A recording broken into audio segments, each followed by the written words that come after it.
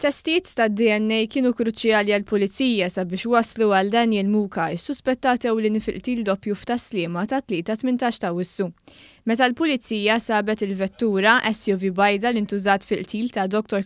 Pandolfino u s-sieħeb tiegħu Ivor Maciejowski, esperti forensiċi ħadu mill-karozza traċċi ta' marki ta' swaba. Il-karozza nstabet f'parkeġġ proprjetà tal-RMF qrib l-isptar San Luqa. Esperti forensiċi mill-ewwel ħadu anki traċċi tal-marki ta' swaba minn affarijiet li nstabu fil-karozza. It-tlieta filgħaxija f'konferenza tal-aħbarijiet il-Kummissarju tal-Pulizija Angelo Gafà qal minn stħarriġ li sar fil-karozza nstabu xi ħwejjeġ li ntużaw waqt ir-rejat, xi oġġetti misruqa mid-dar ta' Pandolfino kif ukoll il-pjanċi li deru fuq il-vettura waqt id-delitt. Il-Kummissarju spjega wkoll li ġol karozza nstabu wkoll żewġ armi repliki li kienu tat-tip AK-47 u Thompson rifle. Mit-testijiet forensiċi nstab li fuq dawn l-affarijiet kien hemm il-marki ta' swaba ta' Daniel Muka.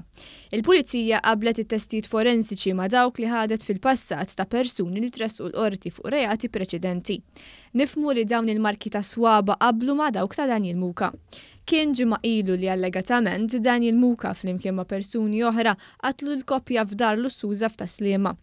Il-Kummissarju tal-Pulizija Angelo Gafà qal li kollox jindika li l-mottiv wara dan l-omiċidju kien ta' serq.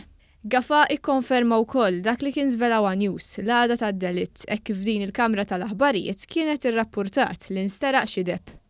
F'dan l-istadju għadu qed jiġi stabbilit x'seta nstaraq minn fuq il-post, però potenzjalment jidher li nstaraq depp minn fuq iż-żewġ vittmi.